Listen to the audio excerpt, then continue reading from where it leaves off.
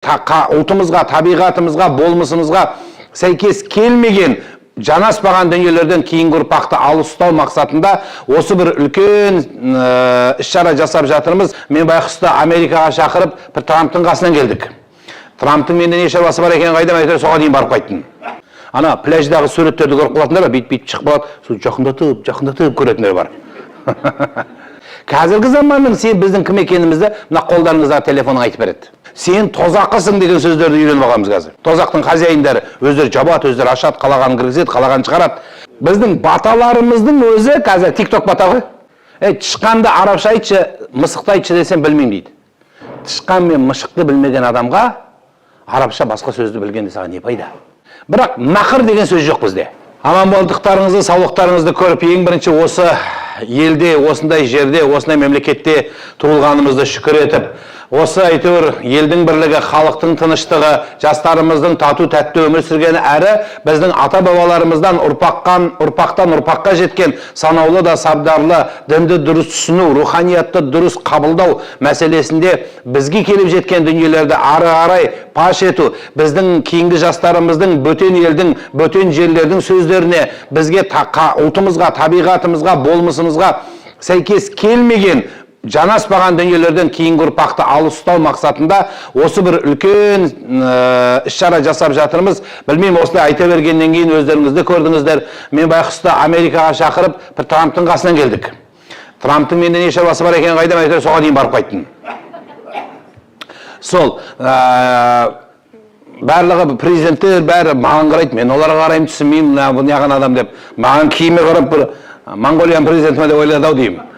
Бірақ енді қазақ екенімді айтып, кішкентай ғана бір өзіміздің ісіміз бар, бірақ қызметіміз бар, бірақ үлкен жүрегі кең Қазақстан деген елден келдім деп айтып, сонымен қол ұстасып сөйтіп қайтқан едім. Енді бұл бізді жаңағы барам деп емес, о жерге барам десең де барамайды екенсің, бірақ тағдыр солай болды. Бізде әйтеуір қызық қой, әйтеуір кішкене бір нәрсе сөйлесең, мынаның адамысың, Америкаға барып келсең, не дейді, масонсың, Ресейге барып келіп едім, ол жерде қырғызы бар, қазағы бар, бәрі шақырып, ана террористер өртеп жіберген Крокус-Сити қолда барып сөйлебем, ФСБ деп айтты, Қазақстанда жүрсең КГБ деп айтады, КНБ дейді, айтыр, сене берер айтыр.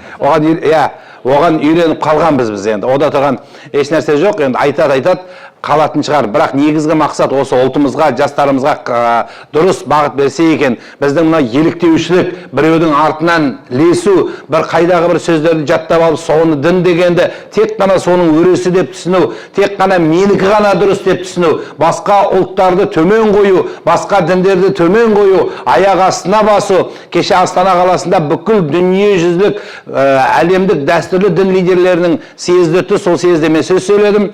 Сол кезде барлық діндерге тиесілі бірнеше негізгі құндылықтар бар. Жалпы адамға тән ол құрметтеу, сыйлау, қабылдау принциптері бар. Яғни біз дұрыс түсіне білуіміз керек. Біреуді төмен басып, мына өзі қазір сол баса бергеннің нәтижесі бізге сондай күйге жетті. Шешені көтеру үшін ананы біз келінді басатын халге жетіппіз. Келінді көтеру үшін еркекті ме біреуді төмен басы керек? Жоқ, екеуін қатар ұстап былай дұрыстап айтуға бола ма, болмай ма? Өйткені бәріміздің жаттап алғанымыз сен абязын, сен міндеттісің дегенді жаттап алғаннан кейін, келін міндетті деген түсінген кезде біз біреуді жаншып, мыжып, соның үстіне шығып тұрып сөйлегенге жақсы көреді екенбіз. Жоқ, ол дұрыс нәрсе емес. Баспай-ақ, ешкімді төмен түсірмей-ақ айтуға болады ғой. Сен тозақысың деген сөздерді үйреніп алғанбыз қазір. Тозақтың хозяиндары өздері жабады, өздері ашады, қалағанын кіргізеді, қалағанын шығарады. Осы сияқты дүниелер, ол сенің меншігің емес. Мұхаммед саллаллаху алейхи пайғамбар ғажап, барлығымызға түсінікті, кәдімгі тайға таңба басқандай қылып тұрып айтқан.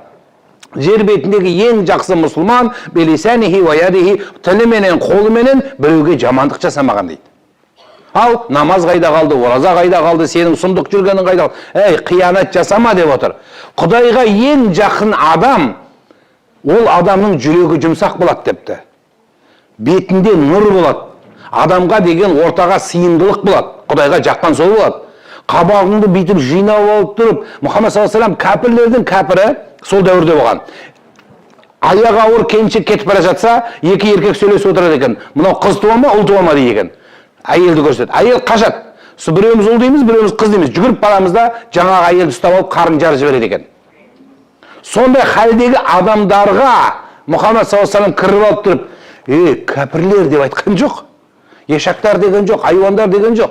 Яғни сондай да жаман адамдарды жақсылыққа шақырса, онда біздің қазағың, қара көзің, бауырың саған кім болады онда?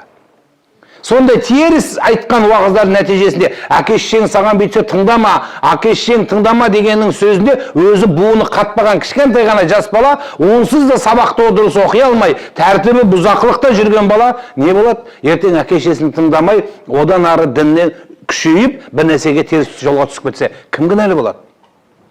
Кім кінәлі болады? Ал енді бізде ондай балалар жеткілікті. Мектепте бір бұзақы бала бар екен, терезені шағат, балаларды ұрат, қыздарды жылатат, столдарды талқандайды. Әйтеуір не керек бұзық бала. Содан директор әкесін шақыртып берді, әкесін көрейікші бұл баланы. Сөйтсе тақия киген молда шатыс біреу кепті. Ассаламу алейкум ва рахматуллахи ва баракат деп директорға. Бисмилла, мынау әкесі ме деп айтады? Иә. Сенің түрің мынау, баланың түрі мынау бұзақ, бұл қалай десе. Ол баяғыда арақ ішіп жүргенде туылған бала депті ғой. Ол сол кезде туылған бала депті. Қазір енді осындай болып қалдым деген. Оның өзі шынайы болса жақсы ғой, шынайы болса. Баяғыда шынайылықты айна көрсететін.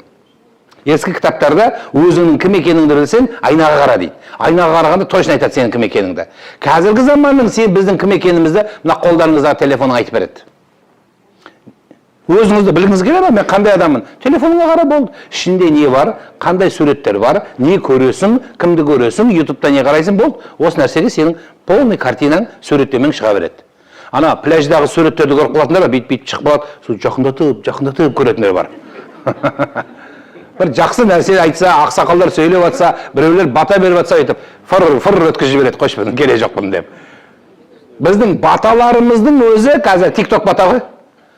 Ақсақалдарға бір бата беріңіз. Біздің қазақ халқы бір батаға, бір ұлағатты сөзге бай еледік қой. Қазір шорқақ бата бересің, Құдай бүйтпесін, сөйтпесін, болды, Аллаху акбар бітті. Қайда? Неге мен осыны айтып бастадым? Мына бала туылған кезде құлағына азан айтатын елміз. Азанды молдаға емес, әр әке өз айтсын да. Әйелдер өз айтқыз, сен айтты, сен тудырдың сол, сен айтты. Сол өз айтсын, ол білмейді азанда. Білмесе де кітапқа қарап бейтіп, алдына қойып айтса, ода жауапкершілік пайда болады. Мынау менің тұқымым, ертең осы үшін жауаптымын дейді. Біз біреуге жатқызамыз, садикке шешесі апарады, школдағы айғай-шуды шешесі естейді, жиналысқа сол барады, күнделікті сол тексереді, содан кейін барып, ең жақсы болса, содан кейін мен балам ғой дейміз көресіз. Жақсы жері біздікі дейміз. Түрі жаман, қып-қызыл мінезі жынды болса, нағашыдан тартқан дейміз болды. Бізден алыс әулеті бөлек. Сол. Ал енді сол жақсылықтарды біздің ұрпақтан ұрпаққа жеткен ең болмаса, мына бата беру, жақсы сөз сөйлеу, мына батырлар жыры, қанша батырлар мен жыраулардың жерінде тұрмыз басып тұрып.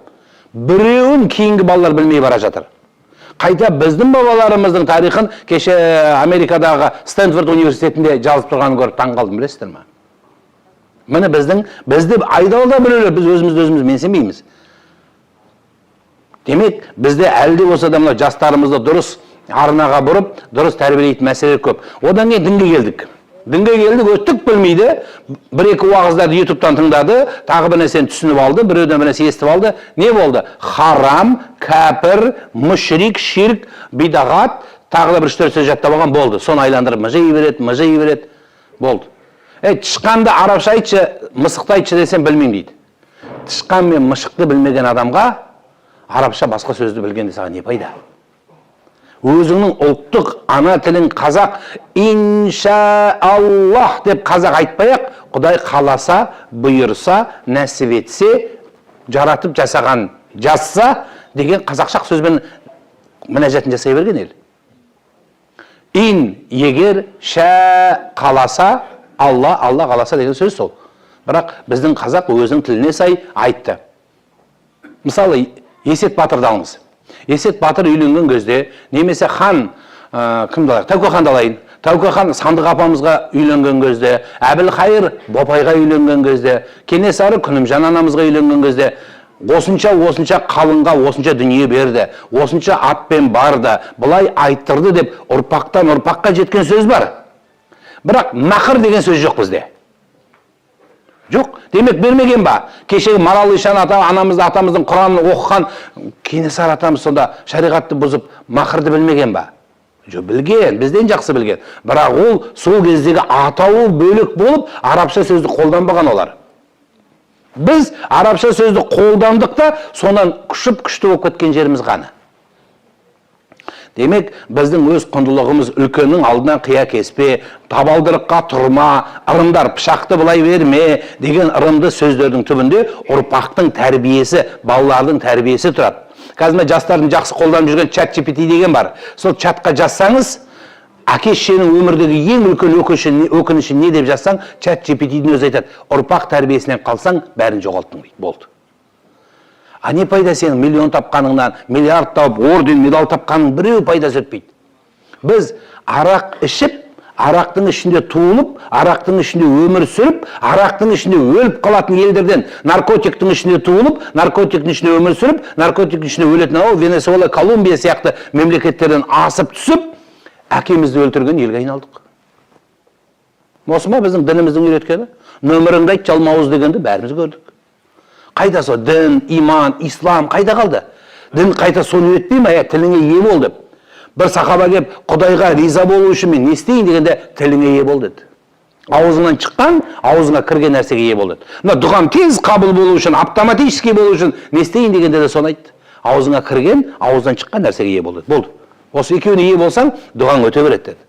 Баяғы аталарымыз жаман нәрсені көрмеді ме? Көрді. Бірақ олар жаманнан жоғары тұрды. Жаманға дәрежесін төмен түсірмеді. Өздерін жоғары санады. Мұхаммед пайғамбардың өзінде қиссада келеді, ит үріпті пайғамбарға. Сөйтсе, ит үрсе, бір мұғжиза көрсетейін деп, керемет көрсетейін деп, итке қарапты да, мен пайғамбармын ғой депті. Сөйтсе, ит айтады, не қылайын, мен итпін депті. Мен жұмысым үру депті. Сен пайғамбарсың ба, басқа адамсың ба, маған бәрібір деген екен.